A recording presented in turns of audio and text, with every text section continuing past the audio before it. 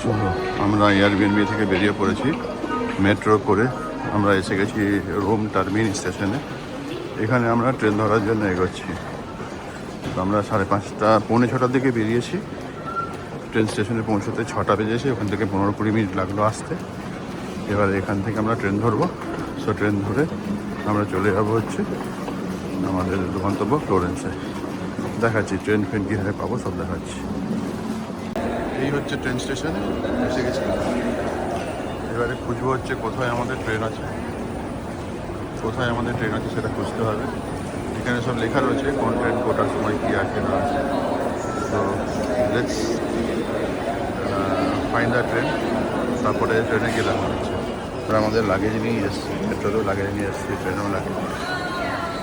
এখানে আমাদের ট্রেন দিয়েছে। তো এখানে ট্রেন নাম্বার দেখতে হবে, প্ল্যাটফর্ম দেখতে হবে। প্ল্যাটফর্ম দিলে তারপরে এই সমস্ত গেট দিয়ে ভেতরে ঢুকতে হবে। টিকিট স্ক্যান করলেই হয়ে যাবে।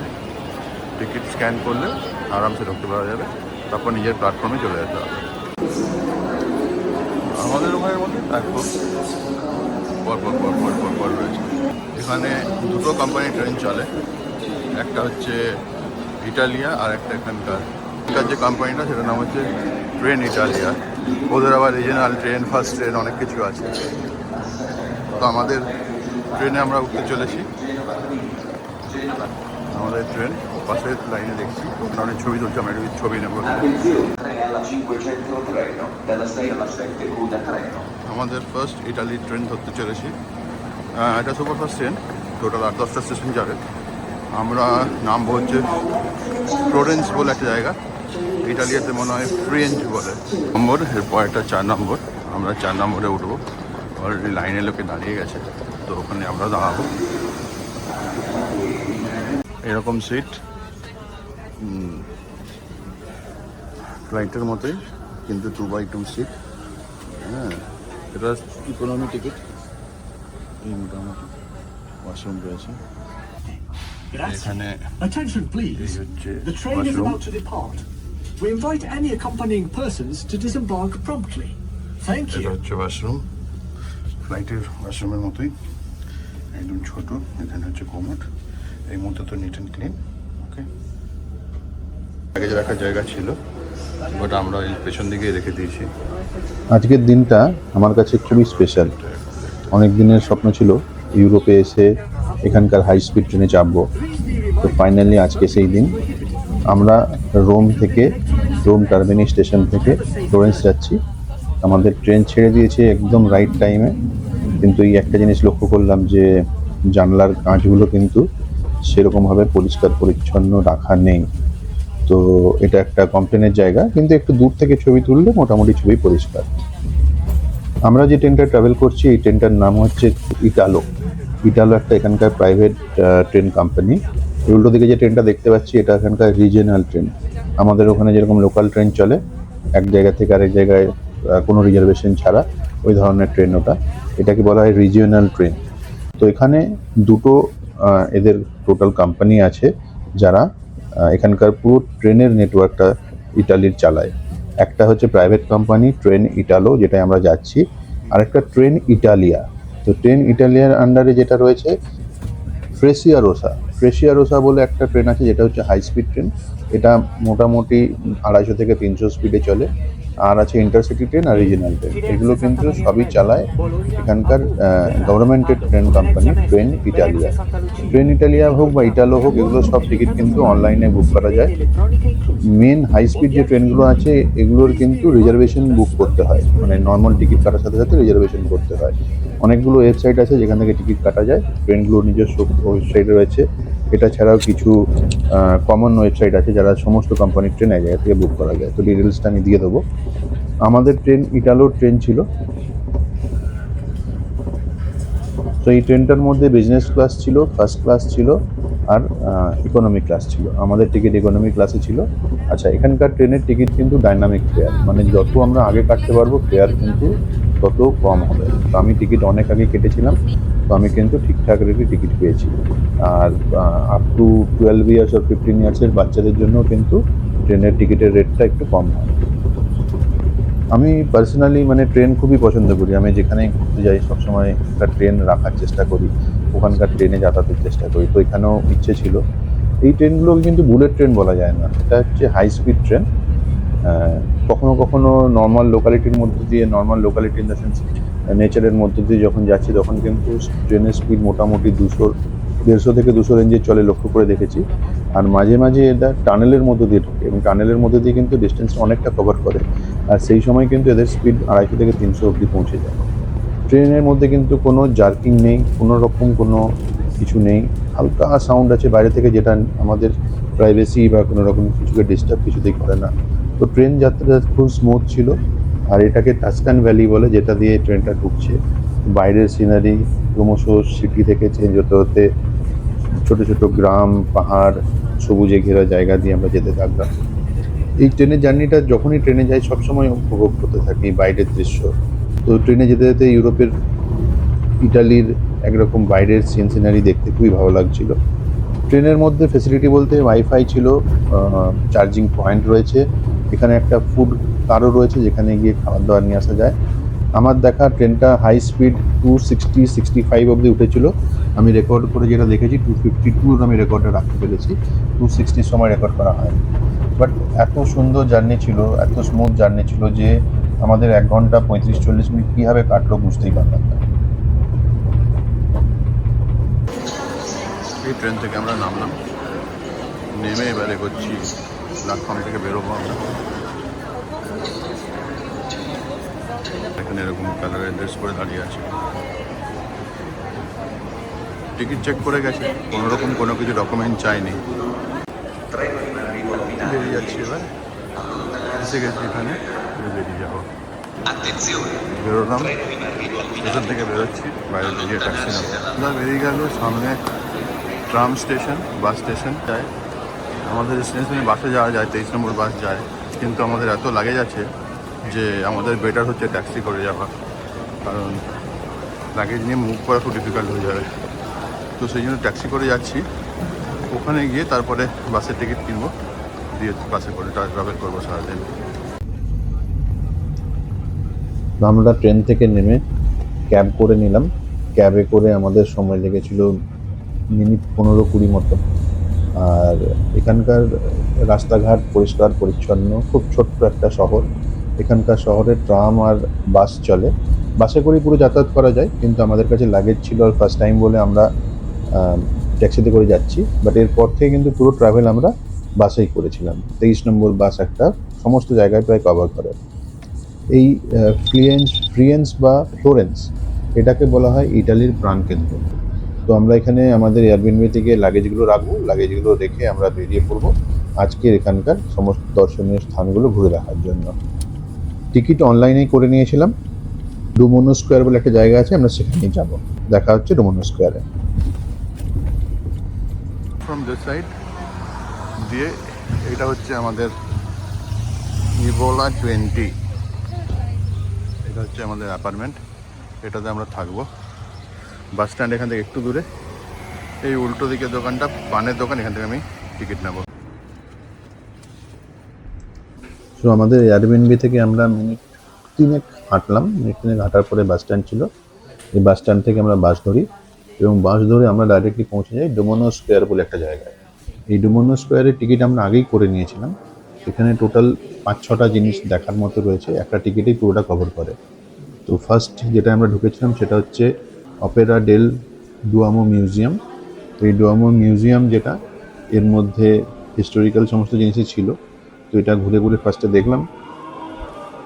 এটা আমাদের দেখার পরে আমরা নেক্সট যেখানে গেলাম সেটা হচ্ছে ডোম। এখানে একটা ডোম রয়েছে, সেই ডোমটা, ডোম বলতে বেসিক্যালি একটা বিশাল বড় বিল্ডিং, যার নিচে ক্যাথেড্রাল রয়েছে, তার মধ্যে ব্যাপিস্ট্রি রয়েছে, আর স্যান্টা রেপারেটা বলে একটা জিনিস রয়েছে। এগুলো সব খ্রিশ্চানিজমেরই কোনো জিনিস, হিস্টোরিক্যাল জিনিস যেগুলো রিপ্রেজেন্ট করছে এখানে। আর এই ডুমোনো স্কোয়ারে গেলে বাইরে থেকে যখন এখানকার সিনারিটা দেখা হয় না, মানে এখানে যে বিল্ডিংগুলো একটা ইউনিক রকম কালার দিয়ে তৈরি, মানে অনেকটা ব্ল্যাক অ্যান্ড হোয়াইট কালার টাইপসের। এই জায়গাটার আশপাশটায় একটা আলাদাই ভাইব, মানে সবাই ঘুরে বেড়াচ্ছে চারপাশে, লোকে বসে আছে, বেশ ভালো লাগছিল এখানে।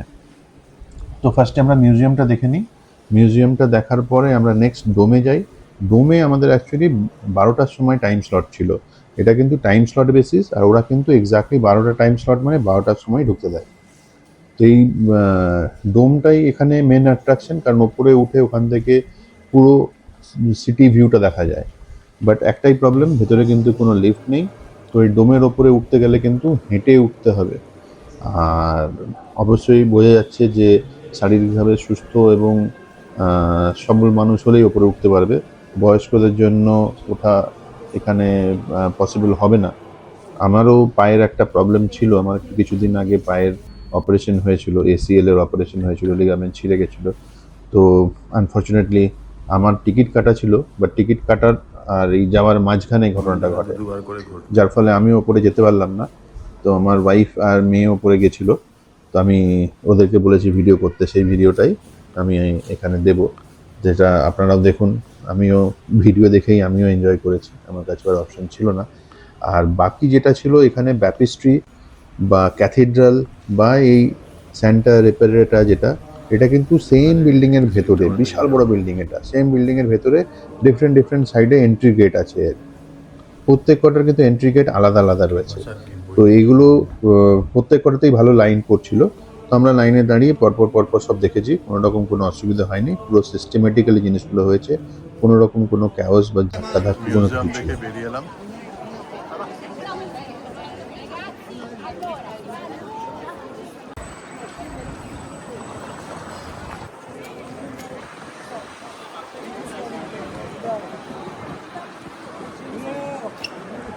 বেল টাওয়ার, এটা হচ্ছে বেল টাওয়ার।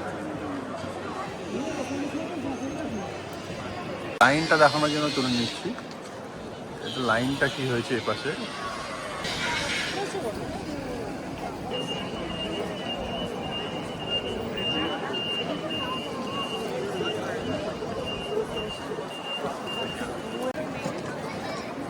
হিউজ লাইন, সব কিছুরই জাস্ট লাইন।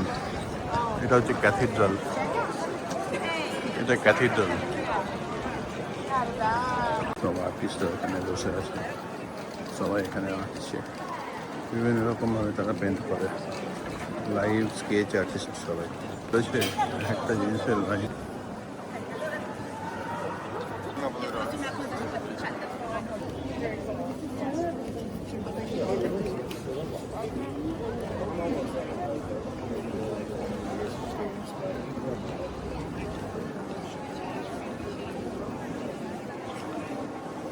এই ছিল ডোমটার এই উপরটা হচ্ছে, এখান থেকে পুরোটা দেখা যায়। এটার ভিডিওটা আমি দিয়েছি, এটা আমি যাইনি, বাইরে গিয়েছিল। এটা 417টা সিঁড়ি হেঁটে উঠতে হয়। এটা হচ্ছে ডোমের এন্ট্রি, ডোমটা উপরে এন্ট্রি, এটা হচ্ছে ডোমের এক্সিট। ওইখানটা এই যে লাইনটা গেছে, এখানে মানুষ দাঁড়িয়েছে, পিছনের এইটা, এই গেটটা, এটা হচ্ছে ক্যাথিড্রাল। ক্যাথিড্রাল না, এটা হচ্ছে রেসপারা এন্ট্রি। আর এইটার নিচে এখানটা এন্ট্রি আছে, ওই এন্ট্রিটাকে বলে এইখানে, এই যে এন্ট্রি, এইটার এন্ট্রি। এটা হচ্ছে বেল টাওয়ার, আর ক্যাথিড্রালটা ওই সাইডে এন্ট্রি।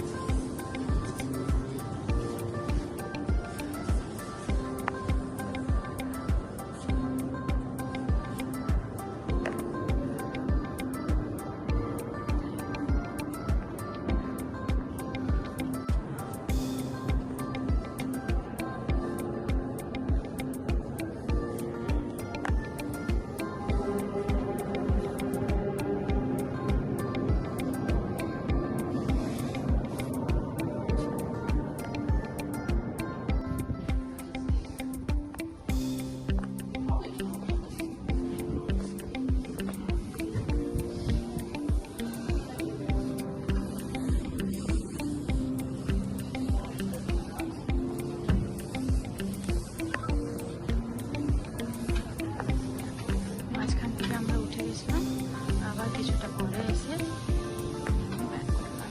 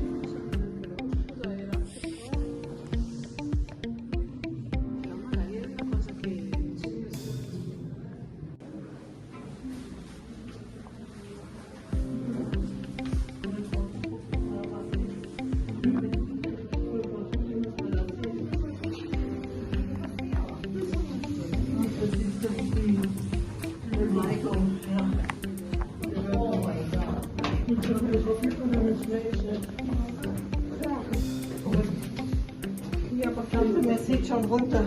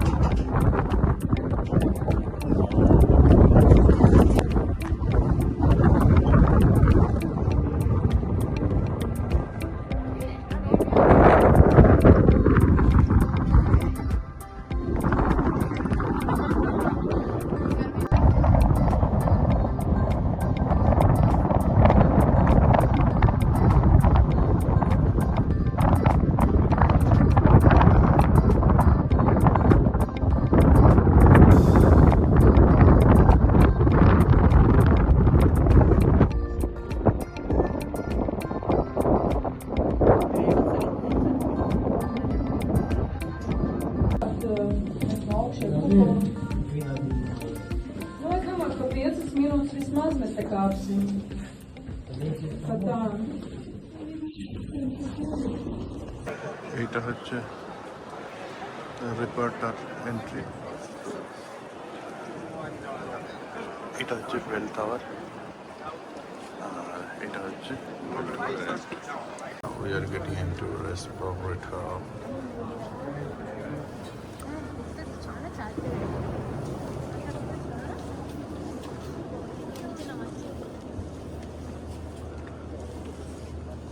বাপরে বাপ, কি বড় জায়গা!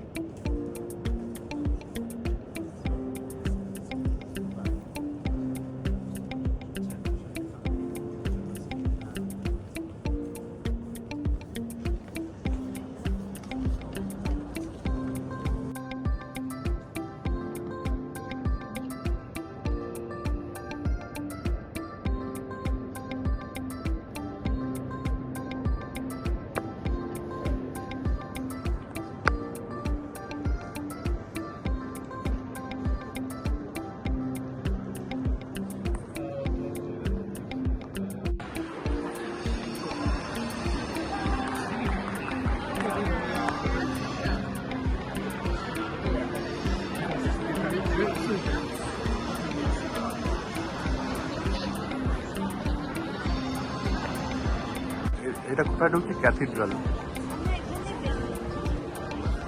এবার ক্যাথিড্রালে ঢুকছি। সেম কমপ্লেক্সের মধ্যে সেম বিল্ডিংয়ে এদিক ওদিক করে ঢোকায়। ক্যাথিড্রালে ঢুকছি।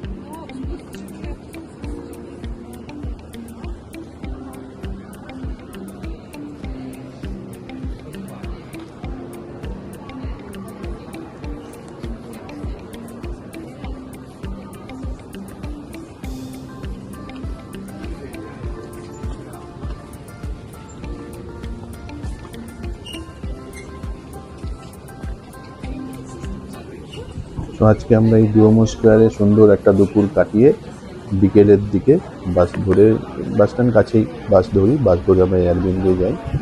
এখানেও কিন্তু সন্ধে হয় ইটালির অন্যান্য জায়গার মতোই, রাত্রি 8টার কাছাকাছি, 7:30, পৌনে 8টা, 8টার দিকে। বাসের ফ্রিকোয়েন্সি খুব ভালো, এখানে আরামসে পাবলিক ট্রান্সপোর্টে ট্রাভেল করা যায়। এখানে জাস্ট টিকিটটা কেটে নিতে হবে, পাসটা কেটে নিতে হবে, ডে পাস, তাহলেই হয়।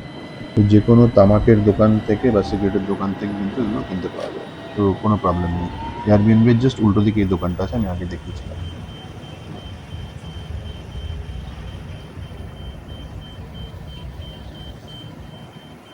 এটা হচ্ছে লিফট। এই লিফট দিয়ে এখানে এন্ট্রি নিয়েই এটা হচ্ছে drawing room cum dining room. সুন্দর ডাইনিং টেবিল,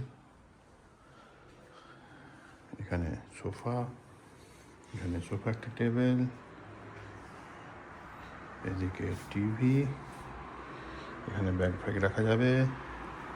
এদিকে বাইরের রাস্তা, ব্যালকনি আছে, ব্যালকনি দিয়ে বাইরে এলেই হচ্ছে তার ভিউ। সুপার ভিউ আছে এখান থেকে।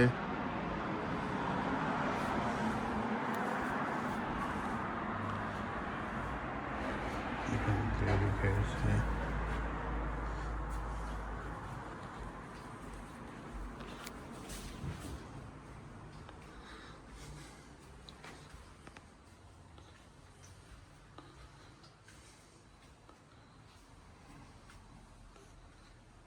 বেডরুম।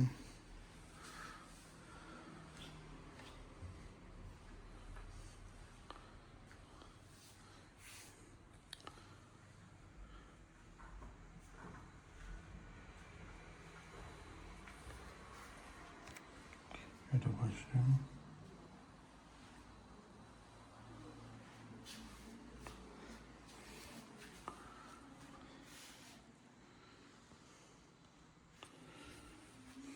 বাথরুমটা যথেষ্ট বড়। এটা আরেকটা বেডরুম, দুটো বেড আছে এখানে, দুজন শুতে পারবে আরামসে।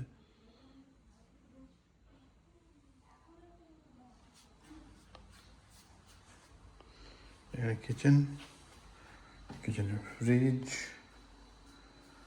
সমস্ত বাসনপত্র ড্রয়ারের ভেতরে আছে। Perfect kitchen. আর এখানে বাইরে মোটামুটি গ্রিল করার মেশিন, গরম জল, ওয়াশিং মেশিন সব কিছু রয়েছে। তো যথেষ্ট ভালো একটা এয়ারবিএনবি। তো খুব স্পেশিয়াস। আর এর রেটটা আমি স্ক্রিনে দিয়ে দেবো।